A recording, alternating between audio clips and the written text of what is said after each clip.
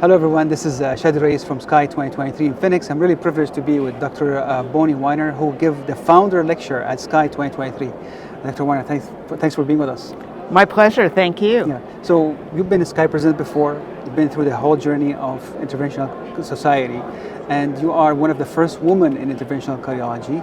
So tell us about the lecture you gave today and the history.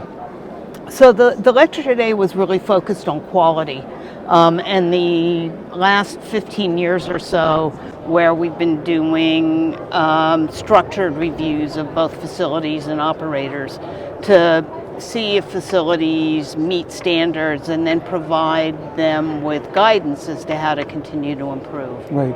So this is basically the quality measure, the metric that we use in the cath lab and also in cardiology in general. It's a little bit broader than that because it looks at sort of leadership characteristics, training characteristics. We do look at NCDR data. And a variety of other more structural pieces. Having an internal quality and case review system and things like that are not necessarily sort of the usual sort of who died, who lived kind of questions. More on the broad. Okay. Yes. Have this process evolved over time? So SCAI actually provided the startup funds for accreditation for cardiovascular excellence in 2009, and we actually did our first reviews in 2010, so almost 15 years ago. And it's voluntary, but we had a group of people who helped us develop the standards that are based on guideline documents and consensus statements.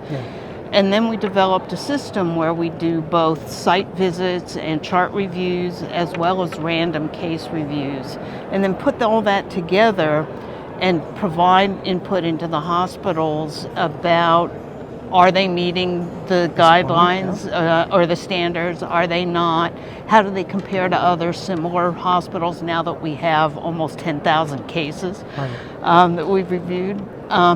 And so, but we're not there to police the facilities. No. We're really there to provide them support to improve their quality processes. And to see what's the guide rails, so what to do, what not to do. Right, exactly. Yeah.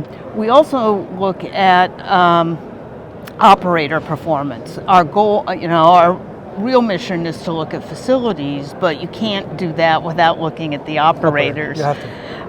So we do a 10% random sample of each operator at the facility, and again, compare them to each other to look at unnecessary variability, as well as, again, how do they fit into the mix of what's going on at that particular facility. Yeah. And that's a very important point. We were just talking earlier about for somebody like me and others in early and mid-career, is the pressure, if we call it, from employer to do more, but at the same time you are pressured from the other side to do quality work, right? Because being fast, be higher volume, that can bring more errors. Yes. So we have to be vigilant of that. Absolutely, and I think in the current world of value-based reimbursement and payment models, having metrics that are sort of comparative and having benchmarks for the interventional experience as a whole is important to be able to go to the payers and say, hey, we're a quality program, we've been through this process, and it's very helpful. You should pay us more. Yeah, exactly. And this is a good feedback to the operator to say, this is your scorecard, this is what everybody's doing. You need to tweak your practice a little bit to help it. As you said, less than policing, it's more of guiding. Right. And we also noticed that, NCDR has been there forever, and virtually all of us submit data to NCDR.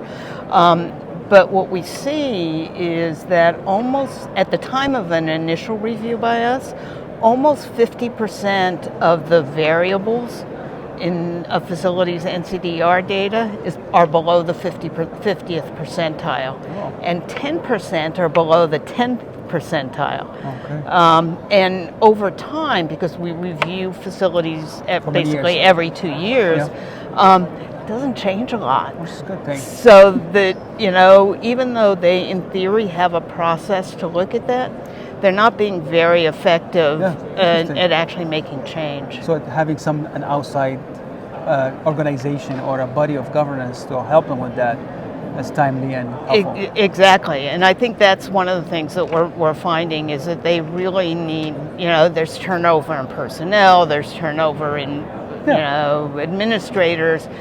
They really need not somebody watching over them, but somebody who sort of can help keep them on track. And knowledgeable about it. Because as you said, the turnover is high in the administrator, and you don't know what level of knowledge they're bringing. Right. They're coming from urology to cardiology, or coming from a different even industry. Yes, and their priorities are different. Yeah, you know, so, you know, having a good partnership between the medical director and the administrator is key. It's key, absolutely. Well, thank you, Dr. Weiner, for a very insightful presentation and talk. And please watch these videos and others on SCAI-TV. This is Alraies from Phoenix, SCAI 2023. Thank you so much. Great.